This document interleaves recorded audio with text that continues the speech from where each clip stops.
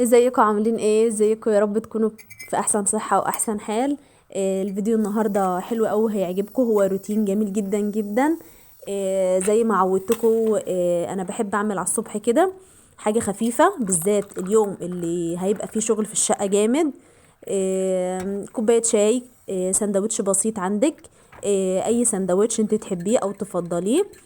حاجة بسيطة بس كده علشان تقدري تبدأي يومك بنشاط وحيوية. لو تقلتي في الفطار بالذات مش هتقدري تبدأي يومك بنشاط، هتحسي ان انت كسلانة ومش قادرة تعملي حاجة. لكن خلي الفطار يبقى خفيف عشان تقدري تعملي شغلك وتخلصيه بسرعة. الروتين النهاردة هيبقى حلو قوي.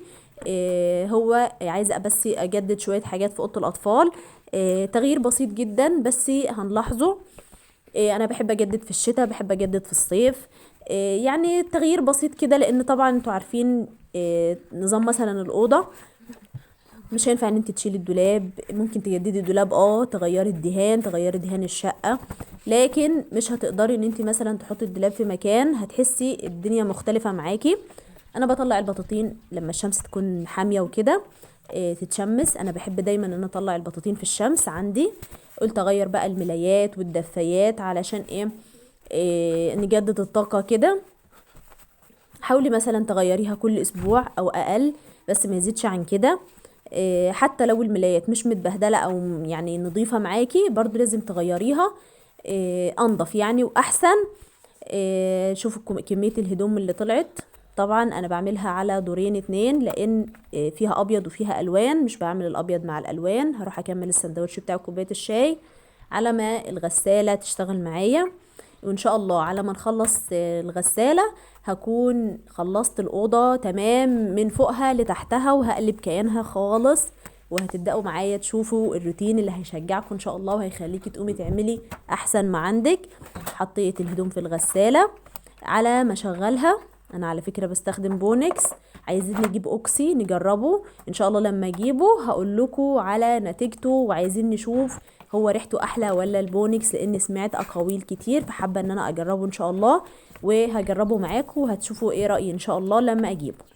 انا طلعت المشايات كده في الشمس برضو في البلكونه، تتهوى برضو وتتشمس. انا بحب اعمل كده برضو على طول.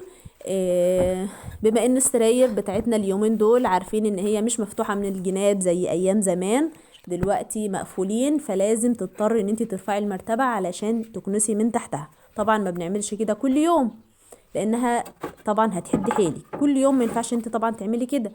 فانت كل ما تقدري يبقى قدامك فرصة ان انت تعملي كده، يا ريت تشيلي المرتبة. وعلى فكرة لو انت قوية وتقدري تشدي المرتبة تطلعيها في البلكونة تتشمس، هيبقى افضل كتير. انا عملت كده في مرة، وان شاء الله هصورها معاكم ان انا اطلع المراتب في الشمس تتشمس. على فكرة بتبقى جميلة جدا وبتنفش معاكي، وبالذات لو قطن. حتى لو سوست برضو طلعيها في الهواء على ما تخلصي شغلك.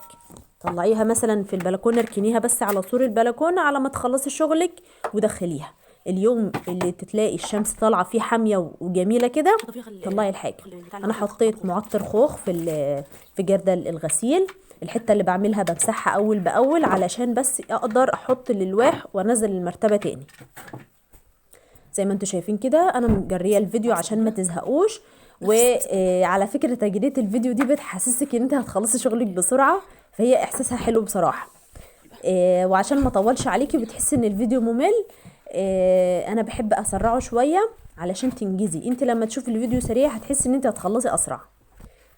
انا على فكرة دورة الغسيل قعدت ساعة ونص الحمد لله، يعني خلصت قبل دورة الغسيل ما تخلص. كنت خلصت الأوضة دي من فوقها لتحتها زي ما انتوا شايفين ما بعمل كده. السرير عايزة اجيبه الناحية دي شوية، لان عندي عمود في الأوضة زي ما انتوا شايفين. بجيب بقى الحاجات اللي انا كنت حطاها. انا استغليت ان الحتة دي فاضية، استغليت بقى احط فيها الحصيرة بتاعتي. يعني حاجات بسيطة بس كده. ترابيزة المكوى. فانا شفت لهم مكان تاني على ما جرجر بس السرير، علشان في الشتاء عندي الهواء بيدخل حتى لو الشباك مقفول. بتبقى الأوضة عندي برد جدا. فانا عشان حفاظا على صحة الولاد وكده، حبيت ان انا ادخل السرير الناحية دي شوية علشان اي هواء ينزل على الارض ما يجيش على اللي نايم على السرير. وكمان العمود عامل لي بصراحة أزمة في الحتة دي، بس احنا ممكن نستغلها، نحط مثلا فيها تقطيقة صغيرة كده، نحط فيها ترابيزة صغيرة فيها أي حاجة بتنفع. وقلت اما ازق بقى الديب فريزر واكنس من تحته وامسح من تحته. وعملت هكذا برضو في السرير التاني زي ما قلت لكم، شلت المرتبة يدوب نص من الناحية دي ونص من الناحية دي، او لو قدرتي فيكي يعني قادره ان انت تشديها وتطلعيها في البلكونه هيكون افضل. انا عملتها مره تعبتني بصراحه، بس اهو الواحده برضو لازم تقدر تتعود ان هي تعمل حاجتها بايديها، وتحاولي مره واتنين وتلاته. اي نعم هتتعبي، بس هتحسي بنتيجه تعبك في الاخر. الشبابيك بقى بيبقى عليها كومة تراب، بالذات اللي بتبقى على الشارع. عملتها كده مع بايد الجاروف، ما عنديش المقشه بتاعه الشبابيك. فانا قلت بقى ايه، استغل الايد بتاعه الجاروف، حلوه بصراحه وزيها برضو، وبتجيب كل اللي في الشباك. انا ساعات بشيلهم وبغسلهم. انا بحب حته ان الستاره تبقى مفروده على الارض كده. كانت الاول بتتكرمش على السرير لما كنت حاطه السرير جنب الشباك. الديب فريزر بقول برضو بلمعه، الملمع بتاعي المخصوص اللي انتوا عارفين ان انا بعمله، مش لهلوبه. انا حاطه ملمع اللي انا بعمله بايدي، انتوا عارفينه طبعا، خل كلوريكس الوان ميه. انتوا عارفين ان ده الملمع بتاعي الاساسي اللي مش بستغنى عنه نهائي. جميل جدا، بيلمع وبينظف وكل حاجه، وبالذات في المطبخ ما اقولكيش. ادخلي على فيديوهاتي وهتشوفي انا عملته ازاي، ومستخدمه في كل فيديوهاتي كملمع تحفه. حاولت ان انا اشوف مكان للمكنه، بس ملهاش مكان بصراحه غير كده. حاولت ان انا اعينها مثلا في الدولاب او في حاجه وابقى اطلعها ساعه الطلب، لقيت انها هتبقى صعبه لان هي تقيله، وهضطر اني افرد الترابيزه واقعد اشيل في الترابيزه. وانا ممكن تقريبا كل يوم او يومين بخيط حاجه للولاد ليا، بدوق بقصر هكذا. قلت بقى اما ادخل على الشباك بتاع البلكونه الباب وامسحه كده بالمنظف ده. حلو قوي بصراحه، جميل جدا. اي حاجه لازقه في الباب بتطلع، عفر سواء من الدبان من اي حاجه، كل ده بيتشال. الدهان زي ما انتم شايفين بيتقشر من ميه الشتاء. عايزين يعني طبعا نجدد الدهان ده، بس ايه ساعة ما ربنا يفرجها ان شاء الله. وهصورها معاكم عشان تشوفوا تجديد الدهان هيكون ازاي. اللون الابيض ده حلو قوي في الشبابيك وفي البيبان، وحلو في التنظيف.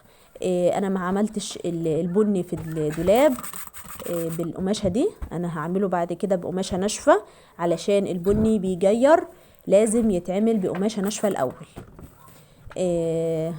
وهكمل بقى بقيه الاوضه تنظيف وتلميع. هغير بقى النظام بتاع الترابيزه وهكنس من تحتها. انا كنت حطاها بالعرض، والكرسي كان بيبقى الناحيه دي كده ناحيه الشرشوبه ما انا حطاها.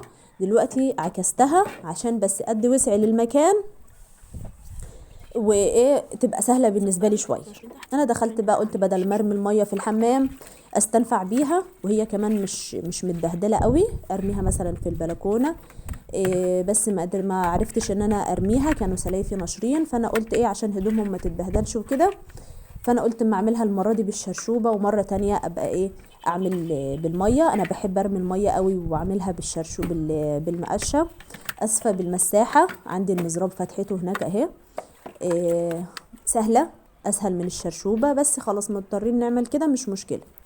انا عندي بقى دفايه كبيره اسماها، وحطها نص على السرير ده ونص على السرير ده زي ما انتم شايفين كده. ليه؟ عشان تمسك معايا الملايه بتثبت بالطريقه دي. صدقيني الدفايه دي هي دفايه كانت عندي من زمان، فانا قلت استغلها بقى في كده.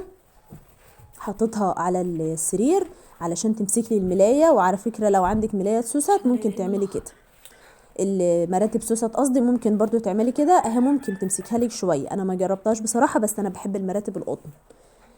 ودي شكل الاوضه. عملت كان عندي القماش ده حطيته زي ما انتم شايفين كده، داريتها علشان التراب ما يبهدلهاش. ساعه ما اجي اشتغل عليها اقوم شايله الفرشه اللي على الوش دي واقوم مركباها تاني بعد ما اخلص، واهو نحميها من التراب والعفر. وادت منظر حلو ونظافه. ونفضت السجاد الصغير ده المشايات، والحته دي انا بحب احطها دايما قدام الباب عشان تلم العفر وكده. انا على فكره كنت غسلت دي بس نسيت اصورها. على فكره هنا ممكن نحط وهو تطبيقه هنا كده. الحته دي قلت لكم ممكن نحط فيها ترابيزه. شكل الديب فريزر بقى حلو قوي. ما تستني عشان ما تجريش، عشان هتشوفي حاجه لسه. انتوا عارفين التكه الاخيره اللي انا بحب اعملها بعد كل فيديو او بعد كل تنظيف لما بخلص، يا ترى هي ايه؟ بعد ما بخلص تنظيف الشقه واكون فرشتها ولمعت، شايفين المنظر النهائي؟ انت ذات نفسك هتحسي ان انت عملتي حاجه. هي دي بقى اللي انا بقول لكم عليها.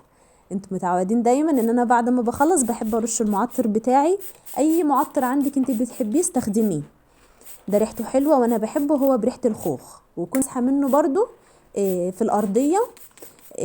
بس انا بجيب للارضيه بصراحه خوخ سايب، مش ده للرش بس. متنسوش لايك بقى، ومع الف سلامه، مع السلامه.